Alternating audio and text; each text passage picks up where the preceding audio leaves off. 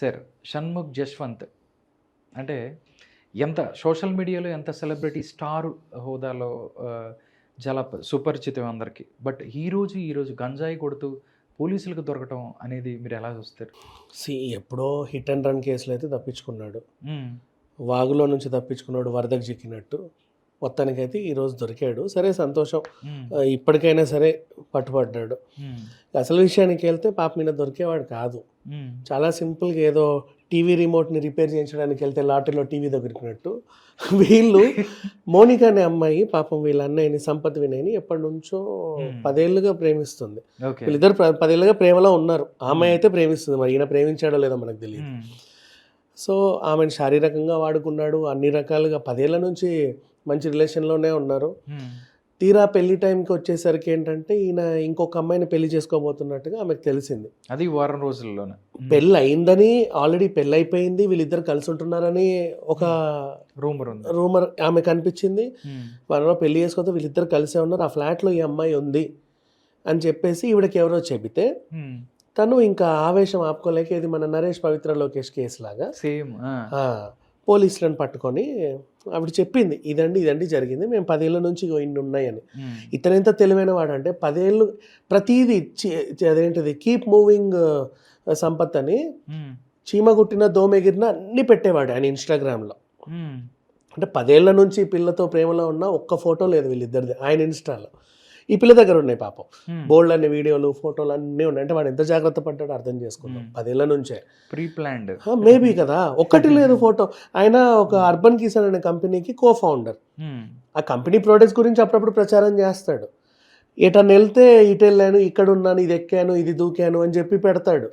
ఇది తిన్నాను, ఇది తాగుతున్నానని పెడతాడు, అన్నీ పెడతాడు. ఈమెతో వెళ్ళాననే ఒక్క విషయం మాత్రం ఇప్పటివరకు పెట్టలా. సో మేబీ ముందు నుంచే ఆవిడ జాగ్రత్త పడి ఉండొచ్చేమో తెలియదు. బట్ 10 ఏళ్ళుగా బాగానే మెయింటైన్ చేశాడు, హ్యాట్స్ ఆఫ్. అంటే తెలియకుండా ఈ అమ్మాయికి అనుమానం వచ్చి ఇంకా వెళ్ళింది, రెడ్ హ్యాండెడ్గా పట్టుకుందాం అని చెప్పి మంచిగా పోలీసులను పట్టుకొని వెళ్ళిపోయింది. హాల్లో ఏదో గొడవ అవుతుంది, ఏం జరుగుతుందా అని చెప్పి లోపల నుంచి మత్తుగా తమ్ముడు వచ్చాడు.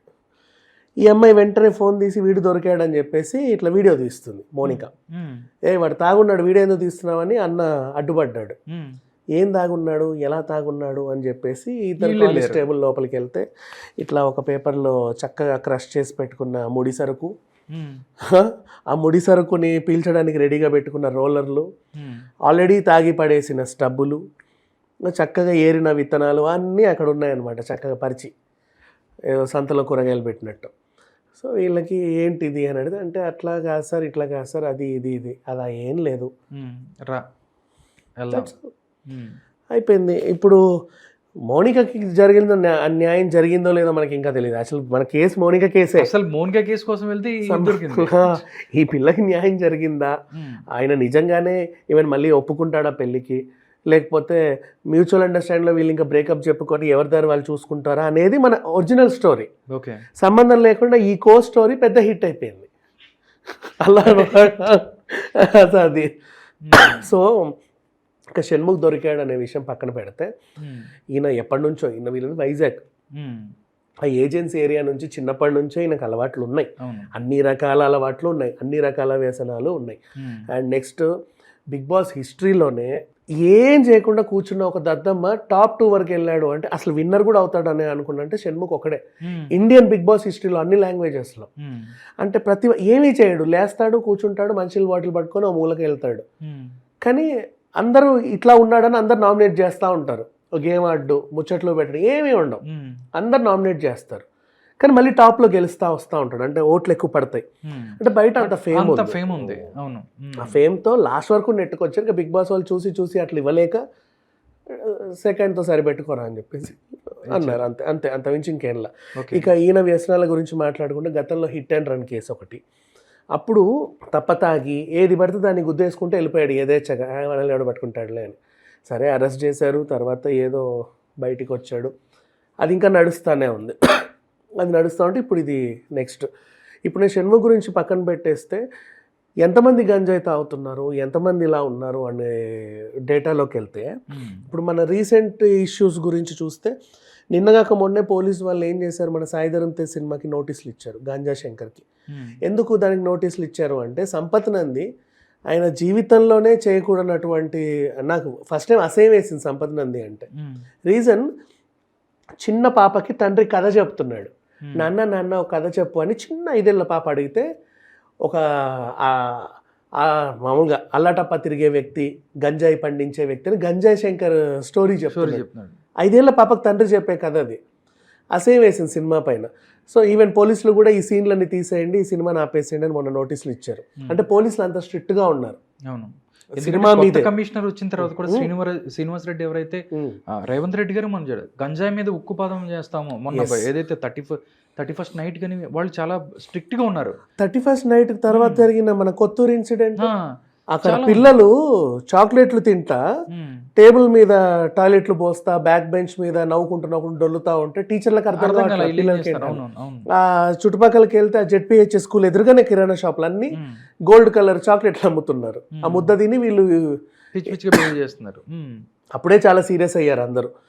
ఇంకా తర్వాత దీన్ని ఏం చేద్దాం, ఎలా అరిగడదామని చూసే లోపు అంతకుముందు మన వరలక్ష్మి టిఫిన్ సెంటర్ ఇన్సిడెంట్, ఇట్లా చూసుకుంటూ పోతే 1 కాదు 100.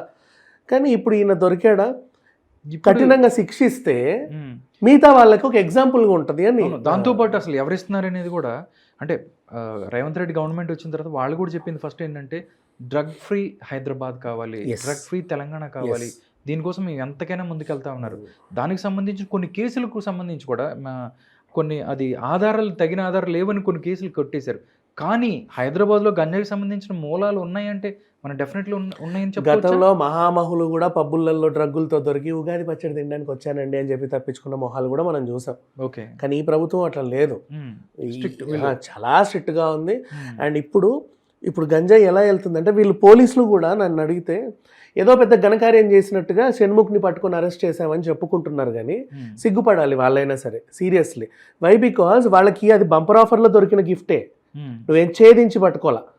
వేరే వాడి కోసం వెళ్తే దొరికింది కదా, నువ్వేమన్నా వాడు గంజాయి తాగుతున్నాడు అని చెప్పి ఛేదించి పట్టుకున్నావా? నీకు అడ్రస్ లేకుండా బంపర్ ఆఫర్గా దొరికింది.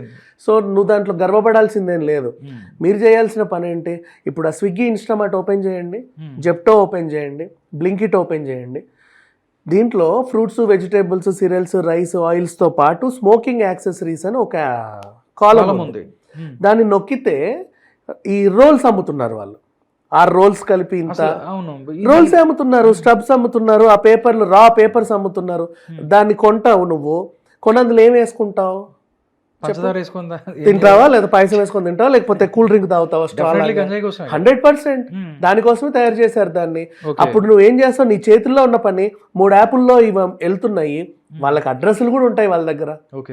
ఎవడైతే ఆర్డర్ చేస్తున్నాడో వెళ్ళి యాప్స్ దగ్గరికి వెళ్ళి ఈ రోల్స్ ఎవడెవడు ఆర్డర్ చేస్తున్నాడో అడ్రస్ ఇవ్వండి అంటే అక్కడికి వెళ్ళి దులిపితే వాడిని పట్టుకొని, వాడికి ఎవడైతే అమ్ముతున్నాడో వాడిని పట్టుకొని ఎంతసేపు అండి, స్ట్రింగ్ ఆపరేషన్ 5 నిమిషాల పని ఇది. ఈవెన్ మనకి అంత డెవలప్ అయిన తర్వాత, బంజారా హిల్స్ అంత పెద్ద టవర్ వచ్చిన తర్వాత కూడా చాలా వేగంగా పట్టుకోవచ్చు. కాకపోతే ఇది బంపర్ ఆఫరే, వీళ్ళు మీసం మేలేయడానికి ఇక్కడ ఘనకార్యం ఏమీ సాధించలా 100%. అండ్ నెక్స్ట్, ఇప్పుడు షణ్ముఖ్ జశ్వంత్ విషయానికి వస్తే ఈయనకి ఎలాంటి శిక్ష పడుతుంది అంటే, ఖచ్చితంగా శిక్ష అయితే పడుతుంది. 2 విధాలుగా ఉంటాయి. ఇతను నేరస్తుడా బాధితుడా అనే కోణంలో ఉంటాయి. బాధితుడు అంటే ఇతను తాగుతున్నాడు, ఎప్పటి నుంచో ఎడిక్ట్ అయ్యాడు, అయ్యో పాపం తెలుసో తెలియక ఎడిక్ట్ అయ్యాడు చిన్న పిల్లాడు అని చెప్పి రీహాబ్ సెంటర్కి పంపిస్తే అది మళ్ళీ మొదటికే వస్తుంది. మిగతా వాళ్ళందరూ కూడా ఇట్లా కూడా చేస్తారులే అనుకుంటారు. శిక్షిస్తే కఠినంగా తెలుస్తుంది. అండ్ నేరస్తుడు అంటే ఇతను సప్లై కూడా చేస్తున్నాడా, ఇతని వల్ల ఇంకా 10 మందికి వెళ్తుందా, ఆ కాల్ డేటాలు ఇవన్నీ తీసి చూసి, అండ్ దొరికిన ఆ ఫ్రీ గిఫ్ట్ అన్నయ్య ఎవరైతే ఉన్నాడో ఆయనకు కూడా ఈ అలవాటు ఉందా లేదా. ఇప్పటివరకైతే ఆయన ఆ అమ్మాయి కేసులోనే ఉన్నాడు. ఆయనకి ఇంకా నార్కోటిక్ టెస్టులు ఇవన్నీ చేసి బ్లడ్ టెస్ట్లు కానీ చేస్తే డెఫినెట్లీ ఇన్ కేసు ఇతనికి కూడా అలవాట్లు ఉన్నాయా లేవా కూడా తెలిస్తే ఇద్దరికి పడుద్ది. అయితే జశ్వంత్ ఎవరైతే ఉన్నారో, షణ్ముఖ్ జశ్వంత్కి ఎలాగా అంటే నేరం ఏదైతే రుజువైతే ఎలాంటి శిక్షలు పడే అవకాశం ఉంది పోలీసు? అందుకే దీప్తి వదిలేసింది అబ్బాయిని, ఇవన్నీ ఉన్నాయని చెప్పేసి. ఆ పిల్లకి నచ్చే దీప్తి సునైనా వీళ్ళిద్దరు చాలా అసలు వీళ్ళిద్దరికి మంచి ఫ్యాన్ ఫాలోయింగ్ ఉంది. ఒకవేళ బాధితుడు అనుకున్నారు అనుకోండి, కొంచెం రీహాబ్ సెంటర్కో పంపించేసి ఏదైనా చిల్లా చితికా శిక్షేసి లేదా ఎంతో కొంత జరిమానా విధించో లేకపోతే కౌన్సిలింగ్ ఇచ్చో తోలుతారు. ఓకే, కొంచెం బాగా ఇన్ఫ్లుయెన్స్లు వాడితే. లేదు ఏ ఇన్ఫ్లుయెన్స్ ఉన్నా మేము తగ్గం అని గవర్నమెంట్ అండ్ పోలీసులు చాలా స్ట్రిక్ట్గా వ్యవహరిస్తే మాత్రం శిక్ష పడుద్ది. అండ్ కెరీర్ మనం ఎలా చూడండి, ఎందుకంటే ఎంత లేదన్నా ఇప్పుడు దాకా బిగ్ బాస్ మంచి కెరీర్ ఉంది, స్టార్డమ్ ఉంది, బట్ అనవసరంగా ఇలాంటి వాటిల్లో అంటే చెడు పద్ధతులు లేకపోతే చెడు వ్యసనాలకు గురైతే ఇలాంటి డౌన్ఫాల్ తప్పదని మనం అనుకోవచ్చు. ఎక్కడ ఎంత ఎగిరినా ఒక దగ్గర పడాలి కదా. పడాల్సిందే కదా. ఇంకా అంతే, ఇక మీదట కెరీర్ ఉండదు, కెరీర్ అయితే ఉండదు, ఎవరు పెట్టుకోరు. అండ్ సేమ్ అంతే, ఇంకా మళ్ళీ ఏవేవో చేసుకుంటూ ఇంకా బయటికి తిరగలేడులే బేసిక్లీ. ఇంకా డిస్లైక్లు వస్తాయి, ఇప్పుడు ఆయన వీడియోలో షార్ట్ ఫిలింలు పెట్టిన డిస్లైక్లు వస్తాయి. ఇంతకుముందు అతని చేత తీసిన వాళ్ళు కూడా డిలీట్ చేయొచ్చు. ఇంతే, పెద్దగా ఏమి ఉండదు, కెరీర్ అయితే ఇంకేం ఉండదు, స్టాప్డ్ అంతటి నుంచి. అండ్ మిగతా చుట్టాలు వాళ్ళు కూడా మీ కొడుకు గంజాయి తాగుతూ దొరికాడంట కదా అని చెప్పేసి ఉంటే ఫ్యామిలీ వాళ్ళు కూడా తలెత్తుకు తిరగలేరు సమాజంలో. ఇవన్నీ ఉంటాయి. ఓకే సార్, చూద్దాం ఏం జరగబోతుందో. బట్ ఒకటి మాత్రం, ఫ్యూచర్లో ఇలాంటి కేసులు అవ్వచ్చు, యువతకి గంజాయి దొరకకుండా పోలీసులు కొంచెం కఠిన చర్యలు తీసుకుంటే కొంచెం బెటర్గా ఉంటుంది, లేకపోతే మళ్ళీ ఇలాంటివన్నీ రిపీట్ అవుతాయి అనేది మనం.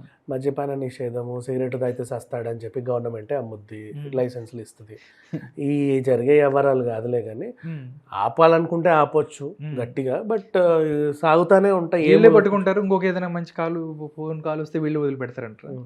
అంతే. ఓకే, చూద్దాం సార్ ఏం జరుగుతుందో. Thank you so much. Thank you so much.